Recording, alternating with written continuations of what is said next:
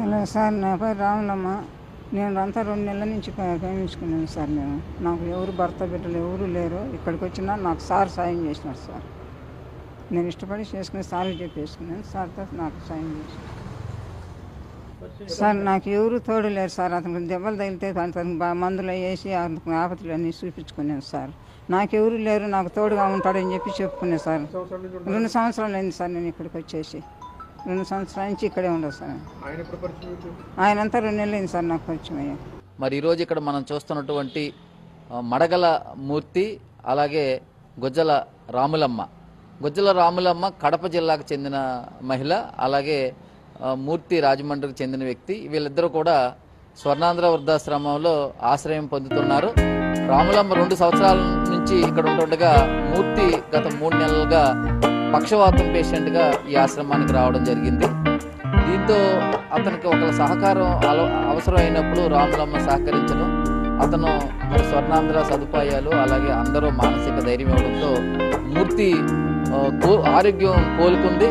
మరి ఇద్దరు ఒకరికొకరు పరస్పర సహకారం చేసుకుంటూ, అలాగే స్వర్ణాంధ్ర సేవా సంస్థ ఇక్కడ వృద్ధాశ్రమ నిర్వహణలో వారిక్కడ పనులు చేయడం, ఏదో ఒక సహాయం చేయడం అనేది వారు అలవాటు చేసుకుని అందరితోని సఖ్యతగా ఉంటూ మంచి పేరు సంపాదించుకున్నారు.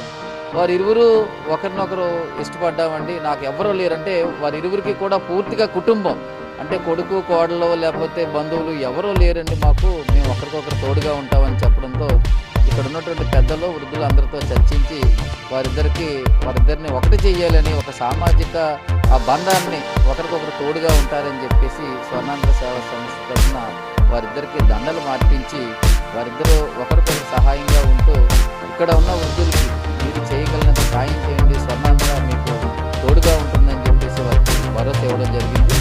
నేను చాలామందిని గమనించిన తర్వాత చాలామందిలో ఇక్కడ వృద్ధులకి బంధువులు వదిలేయడం, అలాగే కుటుంబ సభ్యులు నిర్లక్ష్యానికి గురవడం వల్ల వాళ్ళు ఎవరో లేరనే బాధ, ఒంటరి వాళ్ళనే బాధతో బాధపడుతున్నారు.